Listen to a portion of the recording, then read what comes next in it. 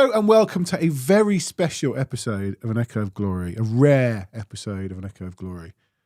What would I know? Why is it special? Because we won a match. Oh, sorry. Right, okay. 49 days, I think it was, since our last win against Eintracht Frankfurt. We have beaten Atletico Madrid and we're going to talk about it. We're going to talk about it with Jake Robson and Jake Sanders, who's looking at his phone. Hi. Just looking at the England squad. Yeah, apparently Jed Spence and They are, but it's a 35-man squad, so it seems like half the Premier League's in it. maybe I got an email. Did you get an email? Conor Gallagher didn't. 5 goalkeepers. Oh, Jesus. Yeah. I'm all good, though. You? I'm all good. And Gary, what's James pressing buttons? And Gary Diamond. Morning. All right? Yeah. Fine, thank you. Well, I was going to start with a bit of club news, but actually we were talking off air about the England squad, and then we somehow got onto our football careers around the streets of London. Those historic careers we've all had. Yeah. We've all had trials, mate. And I had a knee injury. I'd have gone pro. Not heard that before. It didn't happen. I genuinely had an injury. Anyway, we started talking about who would get in the Echo five-a-side team. I think we got some good players at Echo. And then producer James said, let's throw the gauntlet down. Let's have a little five-a-side tournament of Spurs pods. Who wants it? Who wants it? So I don't know if other Spurs pods listen to this Spurs pod. If you do, we're going to put this out on our socials anyway. We're going to have a five-a-side tournament. You in? If we're the only team that enters. Yep, can't lose. Was it like Scotland against Estonia, then Estonia never turned up? Who would we be? Scotland or Estonia? Hopefully Scotland. George Pena is right, as always. The other pods should listen. Maybe they do. Who knows? And we can have possibly a viewers team. Oh, that's a shout. Yeah. A viewers team? Yeah.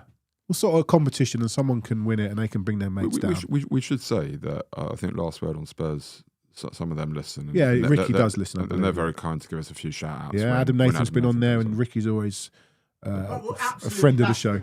Well, kill him. Batter them on the pitch. Yeah, fuck Ricky Sachs. They might batter us in the numbers, but we'll batter them on the pitch. No, I think Ricky's a really good guy and runs a great pod, but we'd love to see him out on the Power League Mill Hill football pitch. Right. So we're bringing them to our manor. They don't get to choose. No, we're at home. This is our house. We're hosting.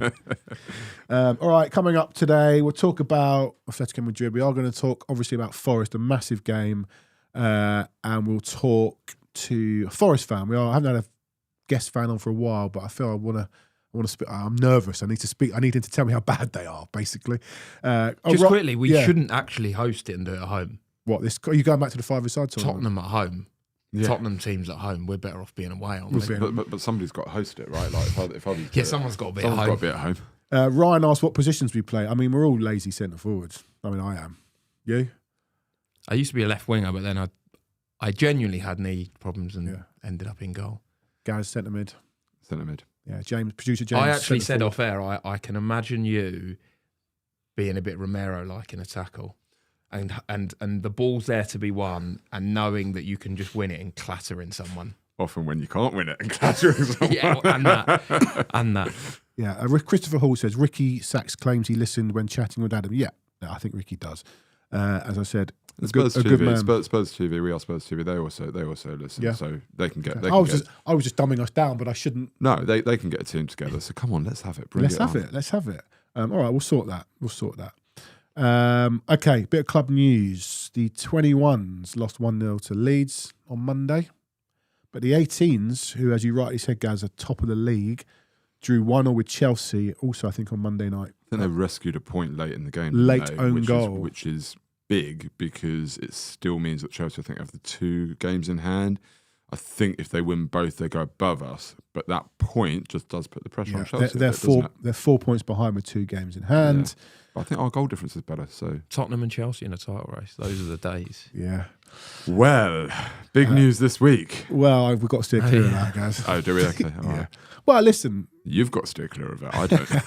I'm not being attached to it. Listen, they've had their comeuppance. I think it should have been more, ultimately. And that's, listen. If I speak. Yeah, if you speak. Talking of if you speak, we're in trouble. Talking of titles being taken off I was going to come to that. Yeah. So in a little bit of club news, Pape Sarr is no longer a AFCON winner. Did you see? Does he have to give back that medal? No, I doubt it. Did you see Senegal move the trophy? Yeah, that is a military base. Yeah. Fair play to him. That is brilliant. Come and get it. Fair play to him. It's funny as well because Adel Nathan was sat here days before was saying, I don't understand why teams don't march off the pitch at these sorts of things. And then he was so happy that Senegal did. Wonder what his view would be now. Little did he know. Yeah, maybe not. But it does seem from the beginning that it was Morocco need to win this. The hosts. No, but I think it's the right decision. Just 2 months too late. Something you can't walk off. But why 2 months though? It's just mad. Yeah, I think. And it broke during Real Madrid Man City as well. It's like they wanted to slip it through the back door and no one noticed. I think Spurs should have walked off after Muani's foul on Gabriel, which wasn't a foul. But anyway. Oh.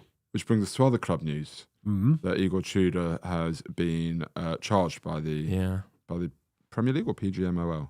It was an FA statement. The FA. Does that mean he could face a ban or a touchline ban? He'll probably get a warning, I imagine. The ridiculous thing about this, right, is he hasn't. I'm pretty sure, if I remember the interview correctly, he didn't point to any bias. He didn't say he did, Gaz. He did. Oh, did he? He said he's a home he said referee. It was a home referee. You can't.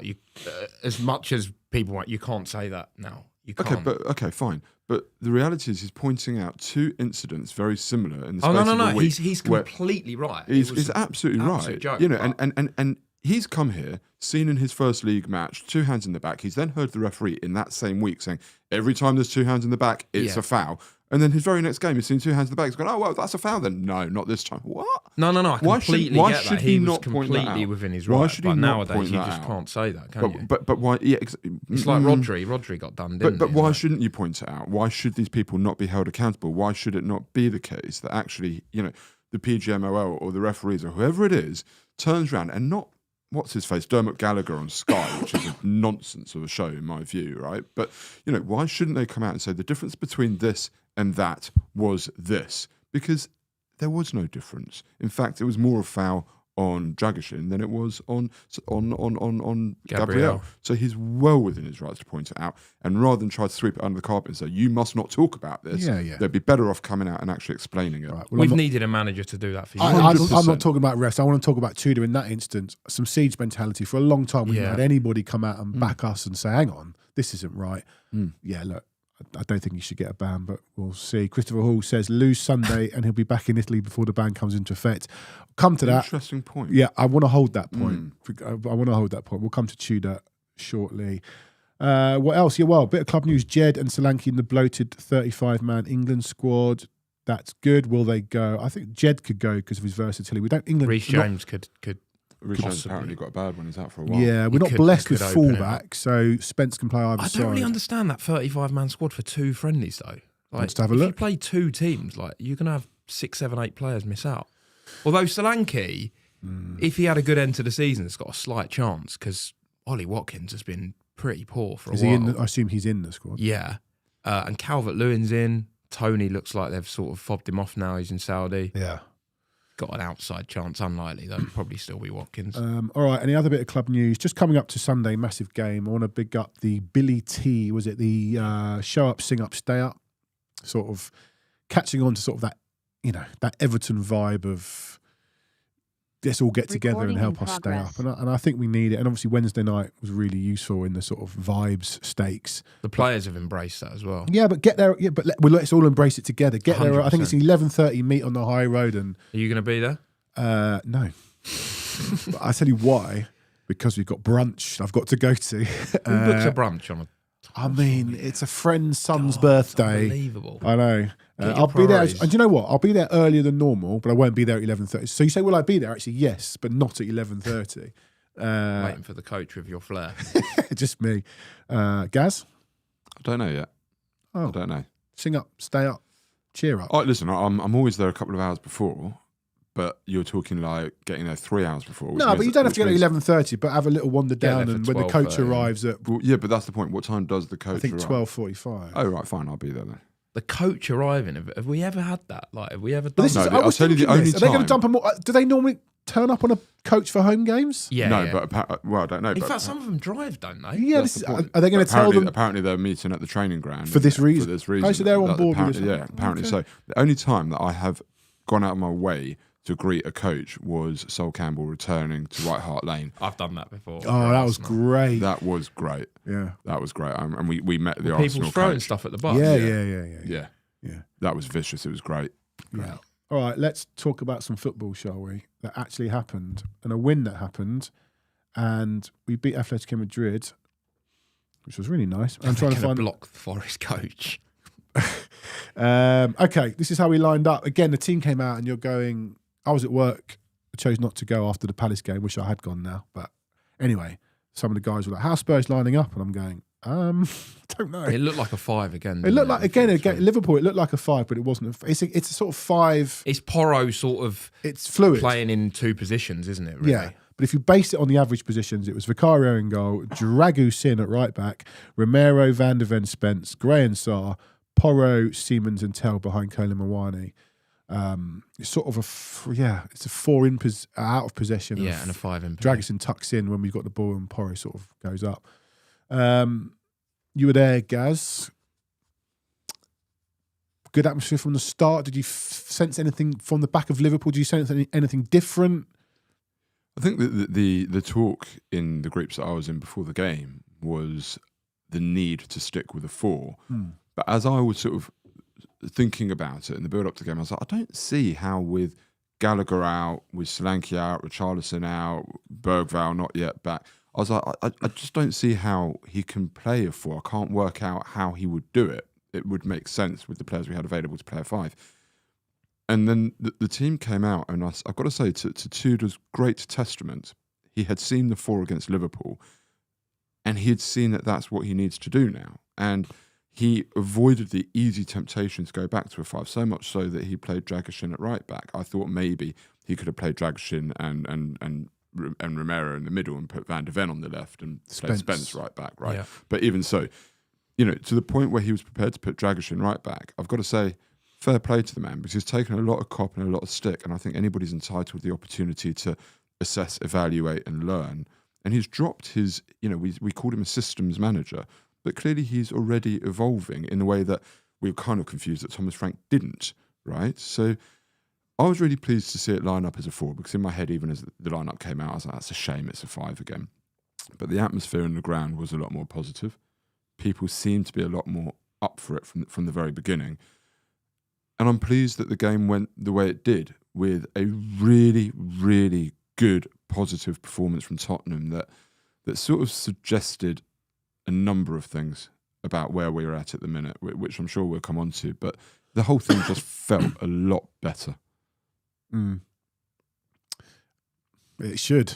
You beat Atletico Madrid 3-2. It should feel better. But I think even more than that, it was the manner of the performance. Yeah. It was Liverpool flashing the pan? Were they just passive and really poor on the day? And I was waiting to see. These were the questions. Liverpool were. Did you see Monday Night Football by any chance? Yeah. Carragher ripped them to pieces, and they were dreadful. But we've lost to dreadful. But we've lost to dreadful. We were very good. Yeah. But this is the point, and it's still Anfield. But this is the point that I'm making. 100%. Is did we grab that point because Liverpool were just? No, I'm just saying it in a way of that's the sort of narrative. Correct. I spoke to someone at work. Liverpool were terrible. This has nothing to do with Tottenham. What, you're not going to give us any credit? Correct. We've not won for 4 months. Correct, and that's the point that I'm now making. That's the point I'm now making was the really important thing, as we discussed on Monday, when you were saying, I don't fancy this game against Madrid, and I was like, it's crucially important, right? If we can go out there and put in a really good, strong performance. We got played off the park by Fulham. Win at home, right? It's crucially important. And there's so many things in that game that were telltale signs, I think, and people might say you're getting carried away in that, but we can really get into this game, and I think there's a number of signs that shows a team on an upwards curve. Even little things like we haven't won a penalty all season, but late we've 2 in the Champions League. All right, fine. But late in the game, we're driving into the box, still trying to win it. Late in the game, people were having a go at Judge Spence saying he doesn't care. He summed it up. Spurs clipped that up today. That summed up the change. Someone broke forward. It was 2. Was it 2? No, I think it was 3-2. It was 3-2 up. Never seen Spence run so fast. Correct. That summed up everything about this week. Correct. And in many ways, that Spence shot, because he had the shot, it came onto him and he fluffed his shot, and that led to a break in like the 94th minute at 3-2. It was the last kick. What was brilliant about this from Spence is it's so easy to go, it's a shame he doesn't rip that into the net and we win 4-2. But actually, I quite like the meaning and significance that he didn't. We weren't going to win the tie anyway. Okay, we still would have lost. 4-2 would have been a good scoreline. He could have just let him go. But actually, through having missed it, the desire and hunger to get back and defend and protect that win speaks volumes about, I think, the mentality of where this team is now versus where it was. They know how important that game was to win, regardless of the tie. But talk about mentality. It's only the second time this season we've scored first, been pegged back, and then gone on to win. Leeds away. Leeds, yeah. In fact, every win this season has been to 0, other than Leeds. It's the first time in a home game for 2 years since Forest in April 2024. And that is important. Because we haven't scored first that many times, but there have been times when we have scored first, letting a goal, concede another, lose. West Ham was a prime example, wasn't it? Palace. So that shows mentality. Jake, I just want to wind it back because you've not been on for a while. Forget what happened after Liverpool for a second and Madrid. Where were you going a minute before the kickoff against Liverpool? Were you thinking, we'll get beat, he's going to get the sack? Yeah, it felt like an inevitability, didn't it? It felt like, it was a case of how many possibly keep the score down because we might need it for our goal difference. And who's it going to be on Monday morning? Yeah, that's what I was thinking. And so, what did you see from Liverpool that changed it? Changed it for all of us, but for you as well. Yeah, it just felt different. I remember saying to you at half time, because you were like, you missed the first half, or whatever, and I said I thought that was good. And I know the bar's so low, it just felt. We were a little bit braver on the ball. We weren't afraid to make some risky passes. We had some chances. And there was clearly something going on with Richarlison and Solanke. Solanke wasn't great, but he was creating a lot of spaces for Richarlison. He was doing a lot of the sort of ugly work. Donkey work, yeah.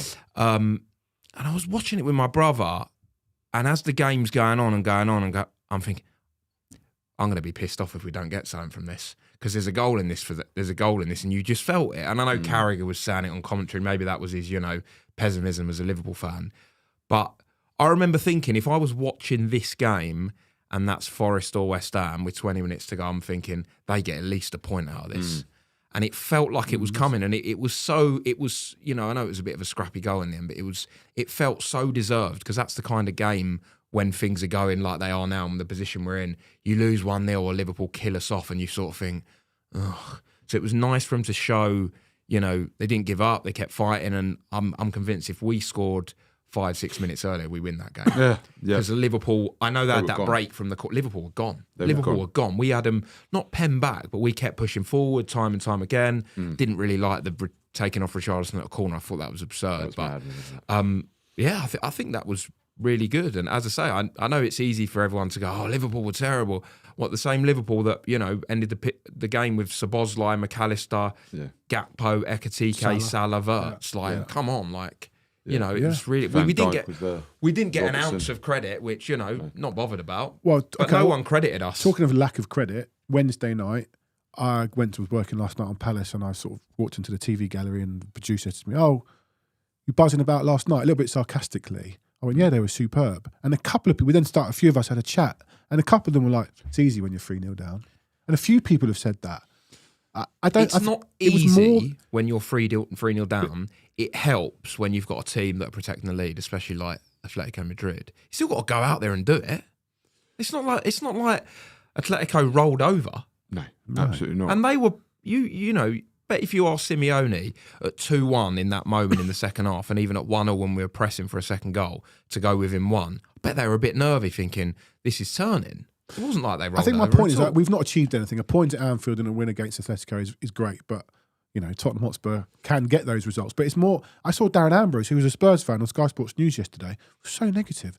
I still think Spurs are going to go down. They're still in big trouble. We are in big trouble. But that, at the moment, everyone should just be up. Even me, I'm the world's biggest Spurs pessimist. Just be up. These are two good performances. And when you follow one good performance with another, that suggests something is changing. But I think as well, a lot of people, and I don't know how much Darren Ambrose, and we're not going to talk about him specifically, but I don't know how much people watch Tottenham. And I think the difference for people who watch Tottenham religiously every minute of every game, you say we haven't achieved anything, but Jake sort of hit the nail on the head, is it felt something changed against Liverpool. And we spoke about it on Monday. And the first thing visibly that changes And I'm not one that's big on data, but I think I said to you coming into the pod on Monday, I said, let's have a look at these running stats, because I swear to God, these players are running more than they did. And you can see that. The eye test sees that. And the other thing that you said, which visibly, if you're a Spurs fan watching every single game, and this was crucial, and there may or may not be something in this. I haven't really looked into the data and the stats around us. But you said against Liverpool, they were taking a couple more risks and so on. I sat at the game on Wednesday night against Atletico Madrid, and I sat with my mate. And I said, do you know what? If that was Frank, that would have gone back to the keeper. 100%. And I said it 3 or 4 times. If that was Frank, it would have gone back to keeper. If that was Frank, they would have played backwards. And you, as Spurs fans now watching this, it's not about the results. You know, it's not. Correct. Yeah, it was only a point against Liverpool. And you can say what you like, that Atletico may have been defending a lead, but it's the underlying things that are happening that are so much more positive. The attitude, the desire, the hunger, the togetherness, the playing forwards, the running harder, the cohesiveness of the team is looking so much better. And whilst we may not have achieved anything to this point, this time last week, I was like, for the first time, I was like, we might go down. I'm sat here now saying, if we play like we did against Liverpool and Atletico, We'll be miles. we get 5. I back us for 5 wins between now and the end of the season. I'm not even worried about going So down. this brings me to Christopher Hall's question earlier, or he made the comment he made about if we lose on Sunday, Tudor won't even be here to pick up his ban. If we lose on Sunday, it's obviously bad. But, and I'm jumping ahead a little bit, if we lose on Sunday but play well or play like we did against Atletico or Liverpool, it will be a terrible result and we will very much will be in the mire. But actually, if we play well and lose, and I don't think that will happen, I think if we play well, we'll win. But if we play well and lose, I still think we'll actually get out of it. I think if we play like we did against Liverpool and Atletico, the only way we lose Is is if Matt Sells has a Tim Krul. I mean, Won't be Matt Sells. we know who the referee is. Will we? Ortega's fit now. Hang on, sorry. Is he not number one, Sells? Did Ortega not just come straight into the team? I think because Sells, I think so. Anyway, I think so. We'll ask the Forest fan in a minute. Do you know what? Just talking of Ortega, on the Forest game last night, Midtjylland had a Korean player, I believe. Yeah. And Ortega made a great save from a Korean player. And they referenced the last time Ortega made a great save from a Korean player. Was that Son against the City? Oh, nice. Which was brilliant. I don't know whether it was because Joe Hart was commentating, who, by sorry. the way, was absolutely superb. Yeah, Joe Joe Hart's Hart is game, a very absolutely good amazing. Go on. Isn't he another one, by the way, we were talking about Brilliant. just before the game, that speaks about Tottenham with respect? Yes, very much so. You were talking about I this think just before we I've came always on. liked Joe Hart, and he's brilliant. And the noise he made for Vicario's save, I don't know if you've seen it because it's astonishing. When he was commenting, was he commenting In the against Tottenham game in Atletico? midweek, anyone that watched it on telly in the comments, tell me if you've seen it. Which It Vicario was save when we took Vicario's it? save where it hit Romero's head and Oh, just right, yeah. clawed it out. Yeah. And Joe Hart's just gone, oh! That was brilliant. Yeah, Amazing. It was. He's brilliant, Joe Hart. He is good. Sorry, you were saying about if we, I think you were saying if we just win and If play we play well. as we did against Liverpool and Atletico, I cannot see there is something seriously wrong. If we, like you say, the keeper's got to have a Tim Krul game. There has to be a massive injustice against us of some kind. a red card here. Yeah, or like something bad has happened, right? When have we ever got a red card in a big must-win home game? But but no, I mean, if we play as we, and that's the point I'm making, and that's the point I think you're making. We may not have achieved too much yet, but the underlying signs and performance says to me this is a team that is turning a corner. But yeah, It feels, and as a fan, I know how I felt, but it feels like this week the players have just gone and breathe. We're not out of this yet, and if we lose Sunday, we're still in huge trouble. But if we can win Sunday, we can breathe. Everyone's in this together. We've got a nice break. We can get, Correct. some But Kudus back and a few others back, and then we go again. And really, we still need to win Sunday. That's the most important thing. But it feels like that the performance of Liverpool was great, but the mood wouldn't have changed if we'd lost the game. No. That Richarlison goal, hopefully, is the moment that we look back on and go, there was the turning point. Because they've got something tangible where it's like, when you play well, everybody knew the goal was coming. We deserved the goal. Good things come when you do the right things. And we did the right things. Yep. And the same against Atletico Madrid. And it looked like a team that's starting to once again just have a bit of faith and a bit of belief. Yeah. People might say we're too positive at the moment. We're still right down. And yes, all those things We're are not true. stupid. We are We know still the right position down we're in the in. mile. We're still in a world of shit as it currently stands. However, how I feel now compared to how I felt this time last week is a world away. And I imagine that's the same for the players as well. And it stems from, it goes back to one of the very first things that we saw under Tudor, which was he had them running. And I just don't think these players had it in them to compete. Guys, they were averaging 108k a game under Frank. They're averaging close to 115. That's massive. Yeah. That is massive.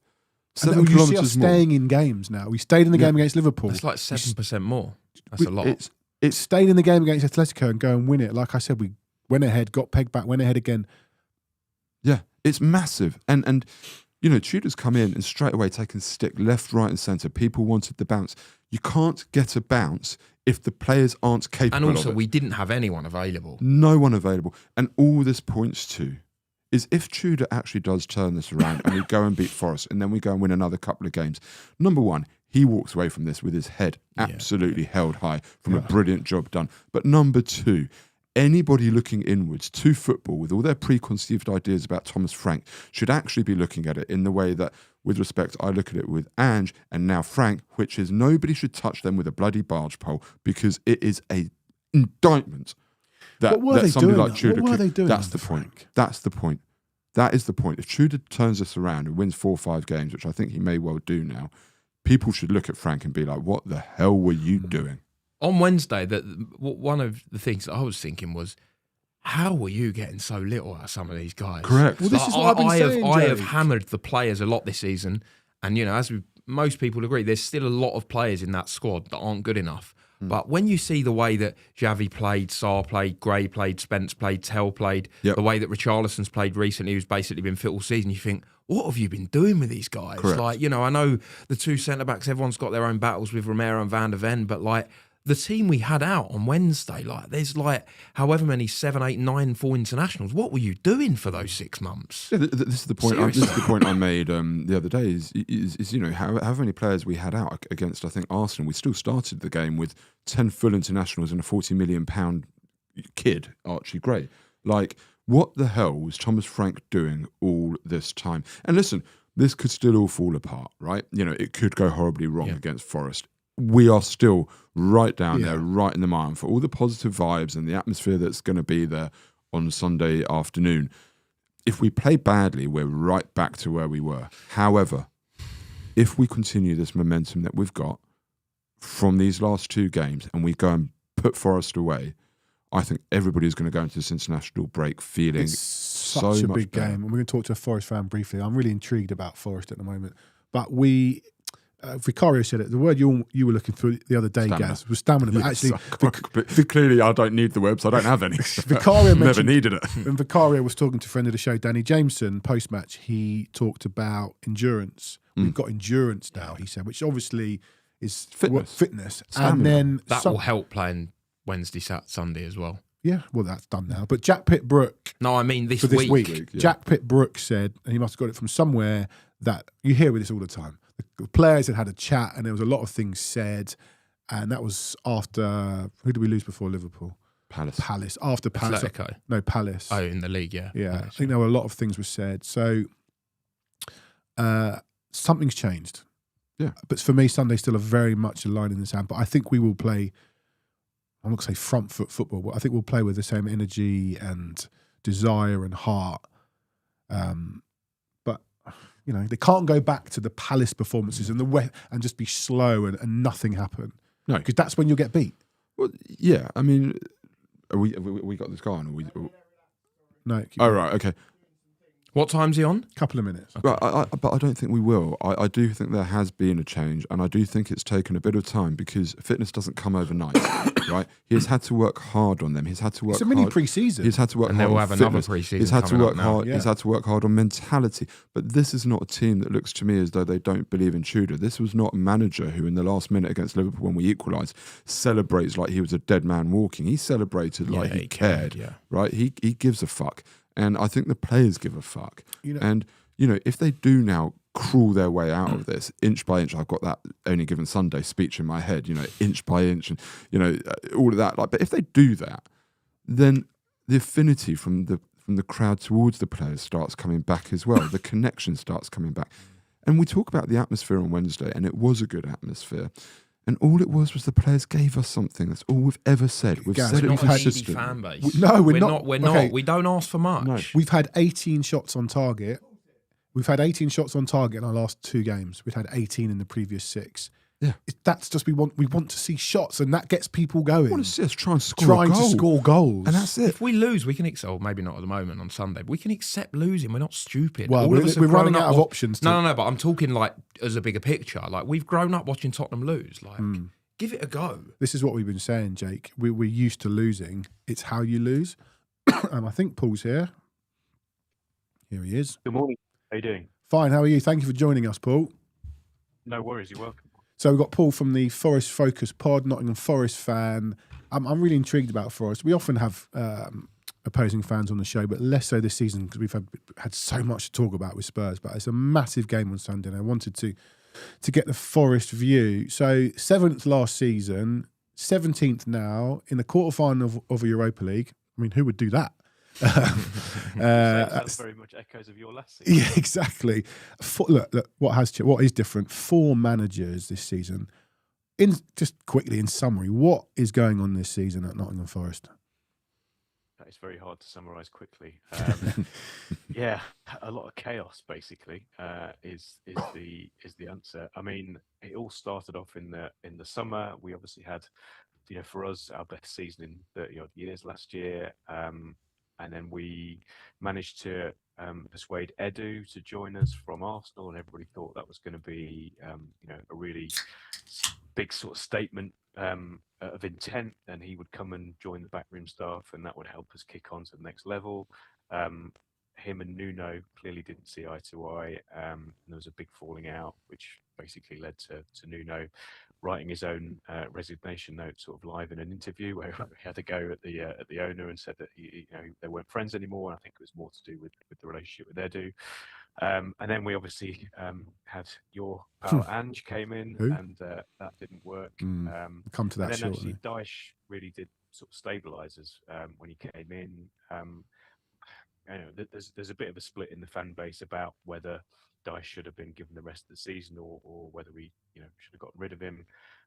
I was sort of on the fence a little bit, given that essentially he got us from outside the relegation zone to from inside the relegation zone to outside of it, and the football wasn't great, but I kind of that's kind of what you expect with Daesh, and I'd kind of accepted that it was going to be a case of just grinning and bearing it and getting through to the end of the season. We obviously made the decision to get rid of him. Pereira came in, had a great start in the European game in Fenerbahce, but we haven't won any league games under him yet. We've sort of had this situation in the last, I think, 3 or 4 home games where we've had 99 shots and scored once.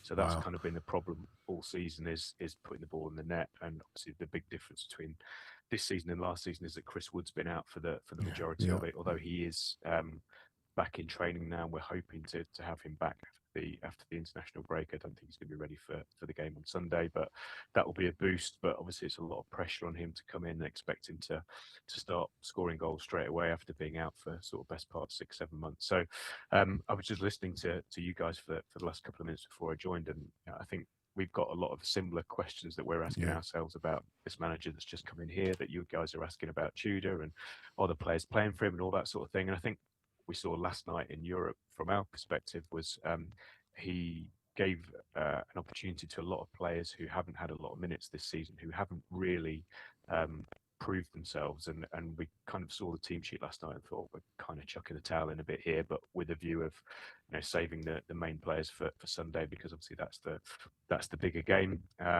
But actually, the younger guys, or the fringe guys, really stood up last night and saw us through. We did bring on some of the more established players as the game went on, but I think nobody who's likely to start on Sunday played more than 55, 60 minutes last night. So that's a boost for us. And although obviously, that whole bit of travel takes a bit out of you, I think we were the early kickoff last night. So although we went to extra time and penalties, kicking off at 5:45 rather than 8 o'clock and finishing really late, might make a slight difference in terms of just recovery time today and getting ready for Sunday. But yeah, like you guys have been saying, massive game, season defining almost. I think it feels like for us. I'm sure that we both want to get 3 points on Sunday and have not that it'd be a comfortable international break, but a more better comfortable one. it would be if we don't. I was reading through some of your tweets, and you said recently, I can't remember the original point, but you said sometimes maybe it's the actors and not the directors. I've been running out of people to blame at Spurs. The board, is it the players, is it the manager, is it this, is it that? And up until the last 2 games, I was like, do you know what? I think it's the players. Can they show us something? And they have shown us something in the last 2 games. But over this period of 4 managers, have the players been let off the hook at Forest? Potentially. I mean, obviously they all had a great relationship with Nuno last year, and they all obviously love Nuno. And that was a real shame that sort of relationship came to an end. I think Ange, I was quite hopeful when Ange came in. I thought, okay, well, here's somebody who clearly knows how to win things, and I thought that he might be a little bit more just sort of, I'm going to implement change, but I'm going to do it gradually. But no, it didn't work out. No, and obviously the difference from what we were doing under Nuno to what Ange was trying to do was just so seismic that I think they just kind of they just looked confused under Ange. And I went to, there's one, any Forest fan will say the same thing I think about Ange's reign. I went to Betis when we played them in the Europa League, and the first 45 minutes was arguably the best I've seen us play for years. We looked $1 million, and we were 2-1 up, and then he made a change at half time. He took Douglas Luiz off and changed the shape slightly, and we sort of ended up coming away with a draw, but came away from that thinking, actually, this could be the start of something under Ange. And then, but in the league, it was just not happening. So we pulled the ripcord on that pretty quickly, which I think was the right thing to do. And I think from a player's point of view, come back to your question, at that stage they were a little bit sort of confused. Dyche then obviously came in, and as I say, his big mantra was getting them running, getting them fit, because he didn't think they were fit enough. So I think there was always a bit of a, modern players are like, they to be overworked, and I think there was, although we were getting results, particularly early on under Dyche, around Christmas time, we had a really rough period. We lost 4 in a row. Beat Spurs 3-0 though, and haven't scored a home goal since. We did so. Immediately after that, actually.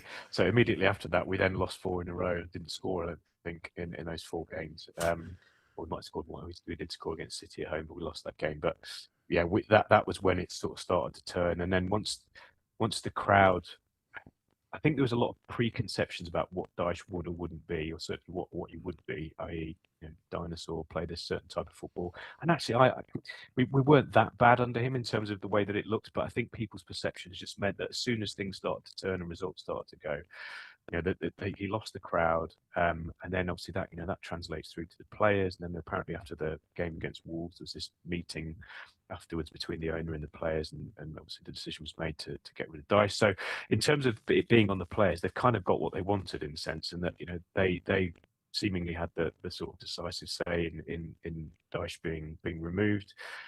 So it's now up to them to pull their socks up. And as I say, last night they did that. I think the comment that I made about the actors, not the directors, was after the recent 0-0 game that we had. Fulham, yeah. I was trying to think who it was against. Fulham. Fulham, that's right, of course, Fulham. And it was just a case of the game that played out again was, we had plenty of chances, or we were great in the sort of, up to the final third, and then just sort of run out of ideas or run out of confidence more than anything in that final third. And it was the same performance that we've seen under, even under Ange, some games where we'd have a lot of the ball, we just didn't have any killer instinct. And like I say, come back to missing Chris Wood for most part of the season is a big part of that. And I think the players don't necessarily haven't had the confidence that, do I put the ball into the box? Is somebody going to be there?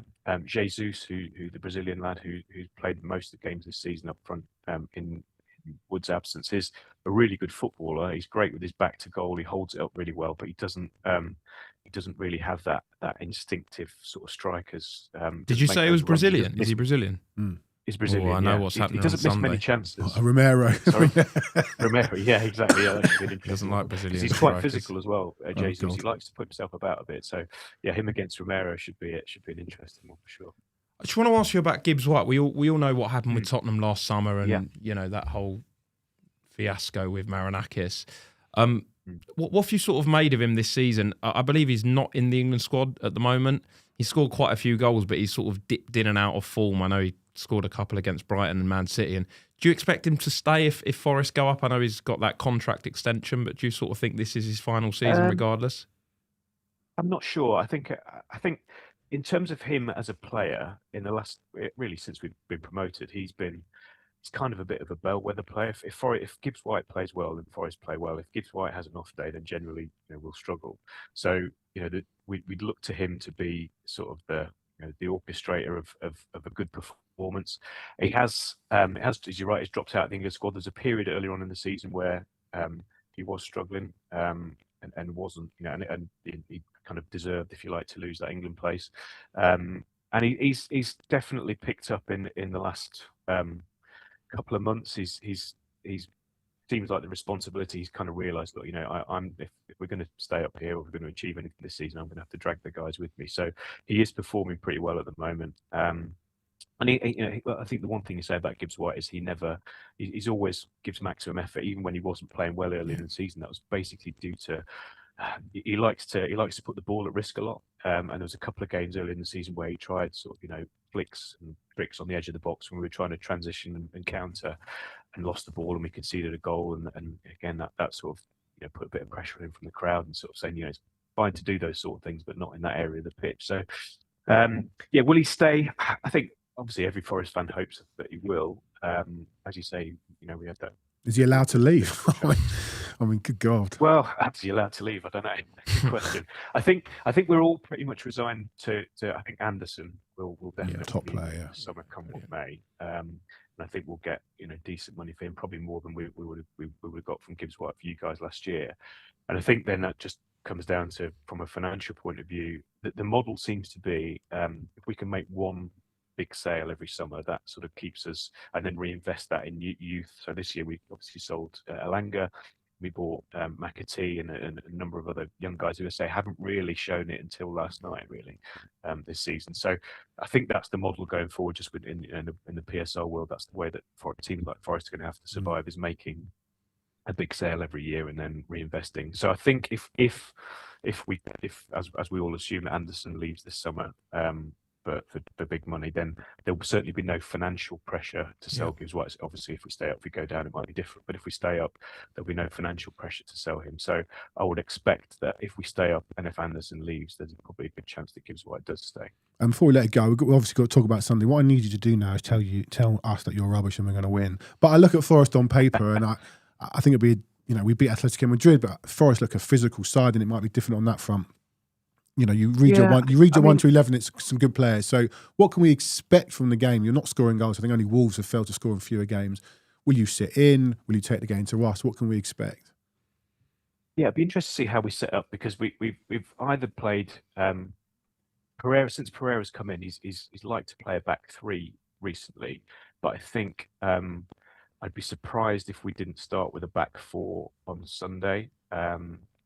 Just from a point of view of getting our best players on the pitch. So one of the people who've been playing in the back three is a young Brazilian guy called Jair Cunha that got injured in the first game against Midtjylland. And the other guys come in to replace another Brazilian. Morato is very hit and miss. And I'd be fearful of us starting with Morato on Sunday. But we may start with the back three. But if we start with a back four, that means we're either going to play three sort of midfielders in Sangare, Anderson and Dominguez, or we'll have Sangare and Anderson holding and then go with two wide players, which will either be, I'd imagine, Hutchinson and one of Hudson-Odoi, who didn't play last night, and Dan Ndoye. So a lot of it depends on this. I think if we set up with two wingers, then that means we're going to probably come and obviously try and, I guess, go toe to toe. If we don't start with two wingers, then that suggests we're going to maybe sit back a little bit and try and soak it up and hit on the break. As you say, the problem has been scoring goals. So I think, if we scored twice last night, obviously, but Midtjylland and Tottenham are different. Is a draw a good result for Forest on Sunday? Well, I was just going to ask you guys the same question, actually. Definitely not for us. And a lot of it depends on. No, we need to win. What West Ham do, right? We need to win. I mean, I guess the question I was going to ask was, if you guaranteed that Villa beat West Ham, and our game's a draw, would you take that? I think I probably would take take that that? right now. I don't know We're whether at you home, guys it's would. different. We've got to win, and especially on two Yeah, good results, we've got true. to take good performances into Sunday. And with Yeah. the 3-week break, I think Spurs need the vibe to continue, and I think we really have to, with respect, we've got to be beating Forest at home now. Yeah, no, I understand where you're coming from. I mean, I guess obviously last season when we beat you at home, I was there, and it was it's a funny old game, wasn't it? Because we sort of got 2-0 up really early on, and then really sat back, and you had. I've tried. I don't remember all the league games last season. Just Palin to one. Genuine. I can talk. I think Forest was one of those Late in the sandwiched season? between like a quarter-final. the Frankfurt games. We should have got a point in that game. I remember it late on. The keeper made a ton of saves from Sells Richarlison. made a really good save from a Richarlison. Is he number one? Was he back in goal now? Sells. Will he be in goal? I think he will be. Yes. So Ortega played last night, but I think again that was just due to European rotation. So I expect Sells will start on Saturday. He's played on Sunday. Sorry, he's played the last few league games. He's been in and out with injury this season. He's got groin problems, but he seems to be fit at the moment. So I think he'll start. All right, before we let it go, quick prediction then for Sunday. I'm going to go 1-1. 1-1 on the fence. On the fence. Oh, we can't. Indeed. Well, I don't know, but yeah, I mean, if I was confident that we could score more than one goal, then but given everything that's happened in the last few weeks, there's no evidence to suggest we're going to suddenly come to your place and find the back of the net with more, or create loads of chances and convert them. So, yeah, I think 1-1. Like I say, I'd take 1-1 and a Villa victory over West Ham that sit comfortable-ish going into the international break. I agree with you on the Villa beating West Ham, but I can't agree with you on exactly. the 1-1. Let's all agree on that. As I always say, good luck. I don't really mean it, but I've got no axe to grind on Forest. We had some great history. I remember, obviously the cup final 91, and there's some League Cup semi-finals back in the 80s. Yeah, some good times. All right, Paul, thank you so much for joining us and enjoy the game on Sunday. Thank you very much. Cheers. Thanks. Bye-bye. Made me feel a little better. That felt like a very, I think we're going to lose, but I don't want to say we're going to lose prediction. Still here, he can see you. No, I'm sure he'd agree. I'm nervous about Sunday. I really am. And I want to go back to what Chris said about, if we lose, he should get the sack.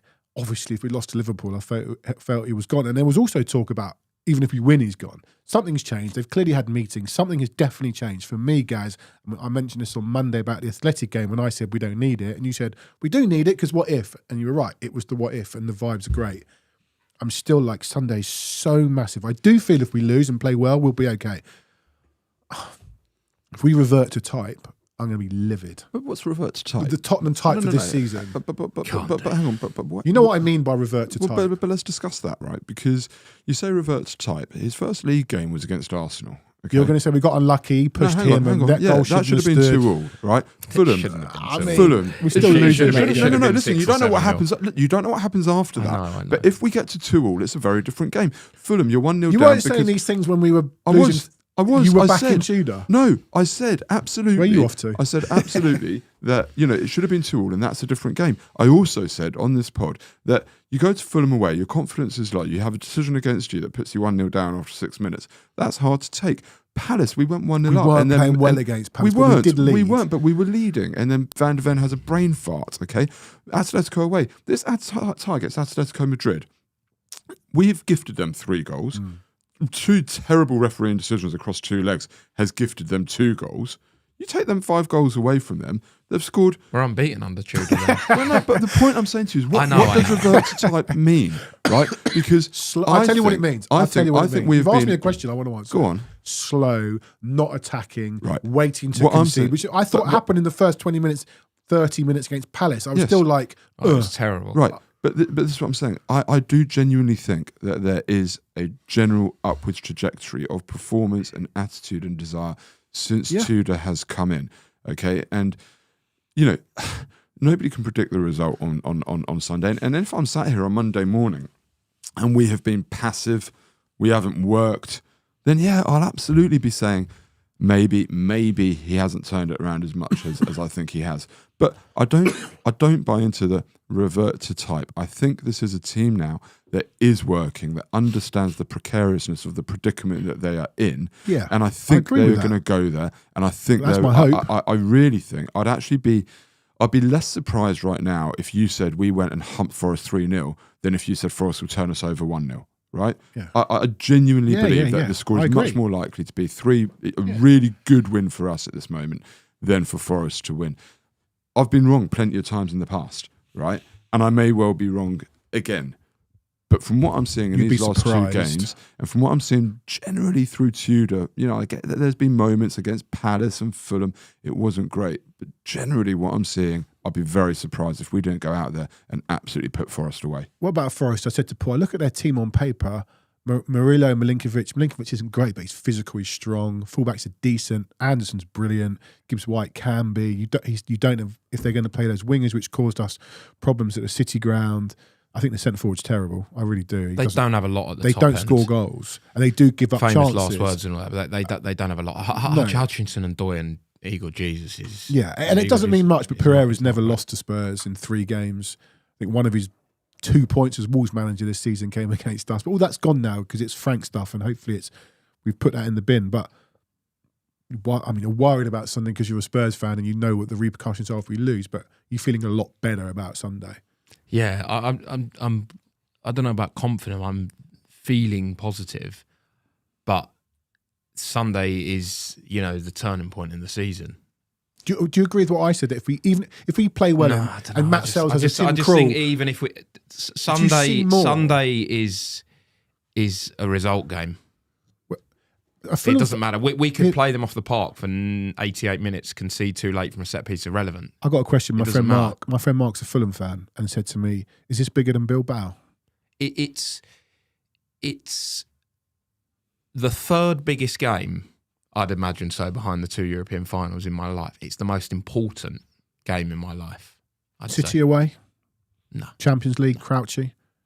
This is way more important. Staying in the Premier League is much more important than getting in the Champions League. Right, so is it bigger than the Bilbao? Then it's bigger than Bilbao because a trophy was on the line. It's not bigger. Like, it can't be bigger. There's not going to. There's maybe if we have to win on the last day, you could say, but it's not going to be bigger in terms of like people are more up for it, or you're going to go madder if we score against Forest than you did it against Man United. But it's more important. It is because if we lose, we are in serious trouble. However we play, Gaz, it's not bigger than the final in Bilbao. It is one of the biggest league games in our lifetime. I guess the comparable league game in our lifetime was the Battle of the Bridge, but I still don't think so because that game the league had gone. It went against West Brom the week before with Dele Alli being sent off and dropping 2 points. It's probably the biggest. It's probably the biggest league game in my lifetime. I mean, I remember going down to Selhurst Park. But it's funny. Those were away as a home game. I don't remember having. Yeah, I was going to say. I remember going down to Selhurst Park with Klinsmann and we won 6-2. What was the situation? Was that 2 games from the end? It was 3 games out from the end. We 4 above. It secured survival. So we must have been free. Funnily enough, I don't remember this, but actually we beat Newcastle 2-0 at home the week before, which must have been a massive game because we were in bigger shit, 3 points. We would have been a point above. Or so I actually don't. Ferdinand and someone else scored.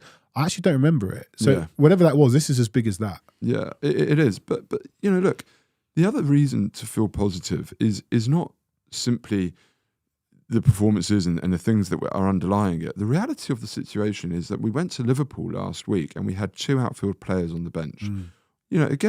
Against Forest a week later, suddenly on the bench you've got probably one of Spencer or Bergvall, one of Spencer or Udogie. You've got careful now because they are training today, so you never know what might happen. You've got Danso, you've got Dragoshin, you've got potentially Udogie if he doesn't start. Palhinha. We've got everyone that could be back apart from Kudus.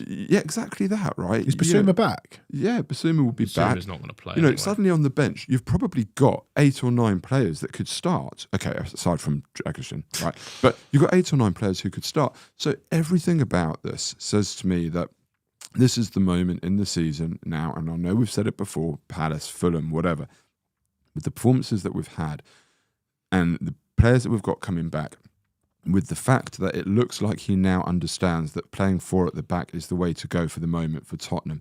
He's playing round pegs in round holes. You've got the likes of Archie Gray stepping up, putting in a performance against Atletico Madrid. Brilliant. That was the performance that I called you about after Leeds played at Stamford Bridge. And I called you and said, this kid Archie Gray is another level, right? It's the first time I'd ever seen him. And He's hinted at those types of performances on a couple of occasions for Tottenham, but he's now getting a little run of games in midfield. And you hear the way that Tudor speaks about him when he said, wasn't aware of Archie Gray before I came here. And yes, he can play everywhere, but what a player this boy is. Tudor has said that, and he's putting him in his preferred position. And Archie Gray seems to be assuming responsibility, seems to be grabbing this. Seems to be grabbing this with both hands, and really that performance against Atletico Madrid. We didn't speak about Gray, did we, before? Well, that's why I want to do it now. That performance against Atletico was, people can say it's easy to play when you're 3-0 down. Atletico Madrid are, they have conceded in the league. In La Liga, they've conceded, I think, 22 goals in 25 games. Right, we stuck 3 good goals past them. Okay, one was a penalty, but again, driving into the box. They're a good team. They're a bloody good. When you've got Marcus Llorente, who's a very, very good midfielder, shaking his hand, not just shaking the hand, he walks past. Goes over to do it. Right. Yeah. This is the point I'm making: is the squad depth is back now. He has options. It looks like he's got the settled 4. It looks like you've got Archie Gray stepping up and going, right, this central midfield berth is mine. You've got Bergvall coming off the bench and looking so composed straight away. You've got Sarr playing in that position that I've said for so long. Sarr is not a 10. He's not an 8. I think Sarr is a deep-lying midfielder in a pivot with another one, right? Sarr, get him cleaning up, get him using his athleticism there, just moving the ball, and he's doing that brilliantly now, and he's stepping up as well, it looks like. So, I just feel as though there is so much that people who perhaps don't watch Tottenham and don't understand. It's easy to say, "Oh, Liverpool are off it. Atletico were just defending a lead." There is so much underlying. There's not been enough understanding of the circumstances and actually what's going on the pitch, or the fact that actually all of a sudden we've got 8 or 9 players on the bench, any one of whom can come on, and you'll be like, "Yeah, that probably makes the team as strong." It's funny. One of the producers that worked today on one of our shows, he wanted to do a graphic of Spurs injuries and absentees. I went, no, now's not. That's done. We've been doing that. That's done. It's gone. The players are coming back. That's not the story. Why are they only picking up on it now? Yeah, that's not the story. That's not the story now. The bench a week on from Liverpool is massive. You've got Tell, right, who is really taking on responsibility, puts in a brilliant ball, absolutely brilliant ball. Quick for Kolo well. Muani. Don't know if you've seen about quick. Wants to play quick. Throw in, takes the touch, gets out his feet on his right peg. Arguably, he should have put the ball across for 2-0. I'm like, he should in hindsight, but just score. He should have scored. It was a brilliant move. Archie Gray again was phenomenal for that. Right? Brilliant. There's so much about what is happening at the minute. Tell should have been playing under Frank. I've been screaming for it all season. The treatment of Tell under Frank was horrible. It was disgusting, and I said it. He's just had a bizarre season. An absolute the whole credit. Thing's been bizarre. In and out of the Champions League. But now you see the way he's playing, and like the fact that we've essentially not had a left winger all season. You think, what was going Frank on? doing? And this is the point, right? But this is the point is full credit to Matty Tell for keep on going. And every time he came off the bench, he tried to do it. Do you know what's really interesting? I know we lost the game. When Van der Ven got sent off, do you see what Tell did? No. Because he's had such a rough season, he went like that. And someone went up to him, Solanke went up to him, and Tell was basically, you could see saying, "I'm going to get taken off here." They hadn't decided who was coming off. Against Palace? Yeah, against Palace. And Tell turned round to the bench and went, "Do not take me off." Because he's been there before. He's always the sacrifice guy, not just when we get the red cards from the squad. Who came off in the game? He took Kolo Muani off. Which was correct. And Sousa, although we lost the game, taking Kolo Muani. But you can see that the mentality of Tell is, "Oh shit, here we go." You need Tell on the pitch for as much as possible. Right now, you need your fighters. You need everyone who's a fighter and a scrapper. Perhaps even more. I actually think Simons is a fighter and a scrapper. Oh, he's a definite scrapper. But you can't have the luxury players at the minute. What Frank was doing, his mismanagement of Tell was an absolute. Well, look, as Flanner says, guys, Tell runs forwards and shoots. That's why Frank didn't like him. He's the only player across that front line, probably bar Kudus, that we've got, that will take responsibility and is not afraid to put himself into a position to make a mistake. Correct. He will beat a man, and if he loses it, it will beat a man. And if he loses it, it will beat a man. And he has some shots that are sprayed all over, but that's what you want your winger to do. That's how you score goals. And I think, funnily enough, I think it was against Atletico. Funnily enough, his first couple of touches was tight on the touchline. He ran it out a couple of times, and I know people will be like, "Oh, he's rubbish. But then he goes and puts in that brilliant ball, and his attitude is, even right now you've got Ronnie saying, "Sorry, Teller's not a great player, powder puff." We're not calling him a great player. The kid is 19 years old. Still raw. He's 19 years old. He's raw as hell, but he's the one that I've said all season takes responsibility in a team like this that needs somebody to carry them forwards and grow a pair of balls. Out of interest, He's not a great player. Okay, I'll agree with that. All this powder puff shots, 1 in 10, good cross, 1 good cross in 10. I don't care right now because he's the guy, when you go to the stadium... Keep trying. He's the guy who's lifting everyone, running forward towards the opposition goal. Who else are you going to play there? I said on Monday, I reckon it will be the likes of Tell, Archie Gray, Bergvall, Sarr, the kids... And then you got a fighter in Richarlison. I think Solanke's up for it. Look, I'm sat here and people might say I'm too positive, I'm overreacting, but I know what I'm seeing, right? I know what I'm seeing. I know I looked at Liverpool and I was fearing the worst. I hold my hands up. Well, who wasn't? I was fearing the absolute worst, okay?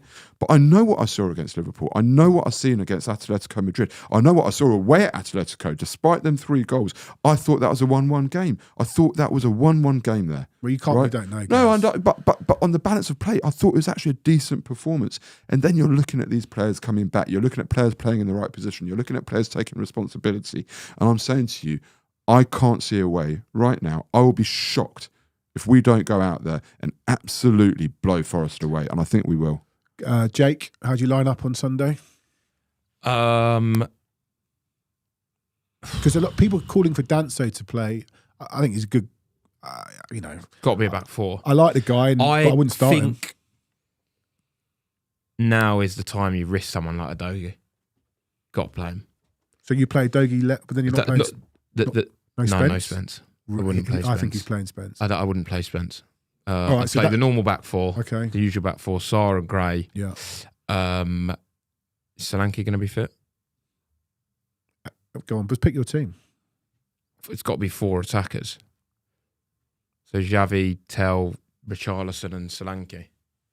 How you get...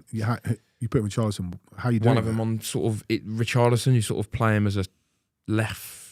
Between sort of up front, no left winger. Dogi, I don't know. Got to play. I think he has to play. That was Xavi's best performance in a Tottenham shirt. Ronnie, we can't. Ronnie's picked his team with 5 There's no at the way back. Tell's not playing. I'm sorry. Can't go to 5 at the back. Tell is you're basically playing 2 attacking players there, and sort of Xavi and 5. We don't need 5 defenders on the pitch against this Forest team. After Liverpool, I thought 4-4-2 was the way forward, and it might well be. But with Solanke being Xavi's out, got to play right? And Solanke out? No. So with Solanke out against Atletico, we still had 11 shots on target and scored 3 goals against Atletico. I know they're not vintage Atletico, and Old Black wasn't playing, but their keeper was pretty good. We still played really well without the 4-4-2. I would personally, I wouldn't play a Doggy. It was 4-4-2. You got to play a Doggy. Was it? We didn't have 2. So who played up front with Kolo Muani?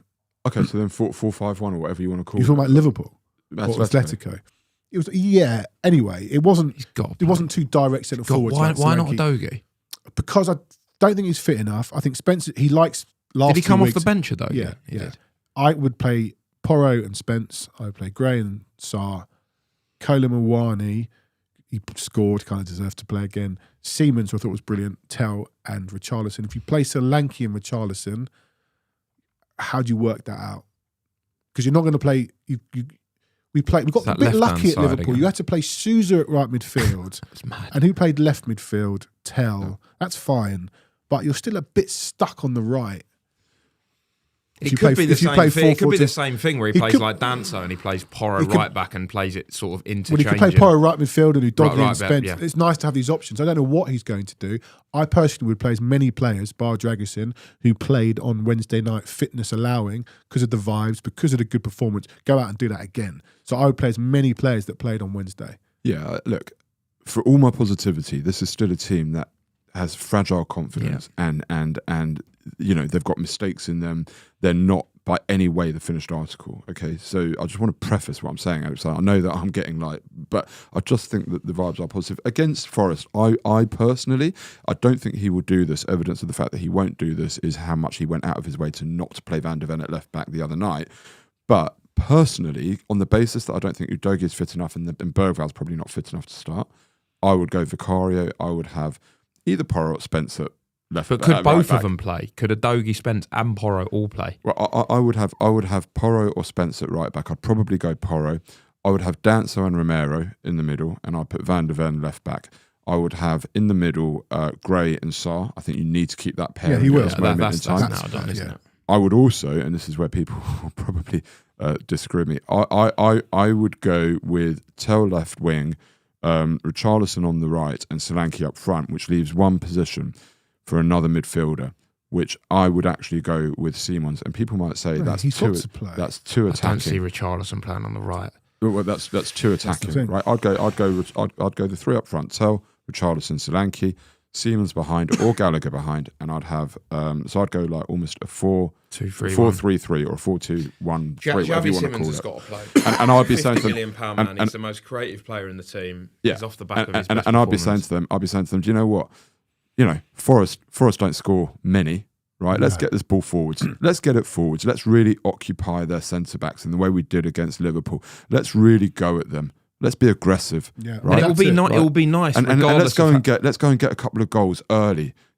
Like really go at them. And so my team is attacking. I get that, but also, what will be nice is, regardless of whether we're winning the game, losing the game, we can be bringing off Solanke, Bergvall, Paulinho, Gallagher, Muani. Some actual options. Sousa, no one's really mentioned Sousa. Maybe it might be Sousa on the right. No, doesn't need to now. That was because he had to. But I just think this game against Forest. Why did he have to? We've still had everyone available. He wasn't. No, against Liverpool. The only one he had. He didn't have anyone available against Liverpool. He was going to play Gallagher there, and he got ill. The only one he had was Kolo Muani, and he chose. We had Muani, Richarlison, Tell, Solanke. They were all fit at Liverpool. Well, I think he wanted someone. Simons. I think he wanted someone who's naturally a defender. Or by the way, you could play Conor Gallagher, the natural right winger. That's what. Or by the way, you could play Tell on the right and Richarlison on the left. On the right, but you prefer Tell cutting in, and he'll want him on the left again because of his shots. Cuts in on his right and has a shot. Yeah, we've got huge options. It's great to talk about options. When was the last time we had so many options? I don't know. What are your predictions, Jake Sanders? Just win. And where are you watching? You're not going, are you? You're at a wedding. I'm at a wedding. It's got the makings of a really good Sunday or the worst Sunday. I feel I've got a terrible record at weddings. Your wedding, Liverpool? Not just us, I mean. The cup final after, whatever happens there. We've lost to Birmingham, Middlesbrough, when I've been at weddings. Tottenham Man City double would be nice. I think we will win 2-1. I think there is a belief returning to this team, a fitness returning to this team. I think the atmosphere is going to be boiling. I hope so. Sucking the ball in kind of vibe. I hope so. I think, I pray, I hope, people might say I'm just out there like praying for something, but I see Give a bloody prediction. I see more than enough that Spurs will go and thump them. I'm going 2-3-4-0. Love it. Could do. When did we last score 4 in the league? But Forest are crap, sorry. They're absolute rubbish, right? And genuinely, no, we haven't. Genuinely, Tottenham play the way that Tottenham should play. We will win many more games between now and the end of the season than we don't. Yeah, and if we go and win 2-3-4-0, I'd back us to then go and beat Sunderland and then Brighton and then Wolves. I do. Win the fucking league. Enough points.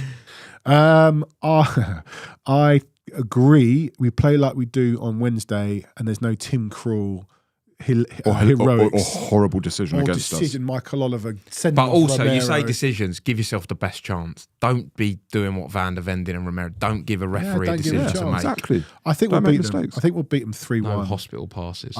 I think we'll beat them 3-1. We play like we did Wednesday. Forest will have no chance. Play like we did Wednesday and play like we did against Liverpool. Not many teams in that Premier League can live with us. Promise you. Gary's all over it. Gaz is back. He's shoving a 2-year contract under Igor Tudor's nose. No.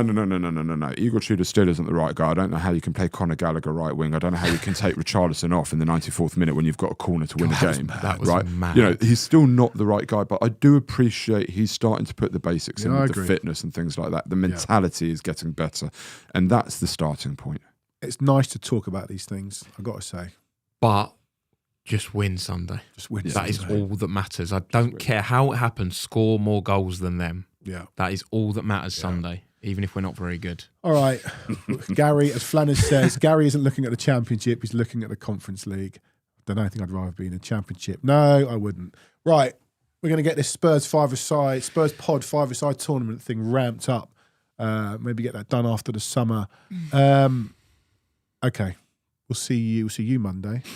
Not sure who's with you. I'm not here. Jake Robson will be in the chair. So if we do win, it's not because we've won again and I can't possibly do 2 winning pods in a row. I've got to go to work Monday morning, so I won't be here. But we will see you on Monday after we've beaten Nottingham Forest. Like, subscribe, hype, jump on our website in echoofglory.com, get in the virtual pub during the Forest game, before, during and after, and we will see you on Monday. And up the Spurs.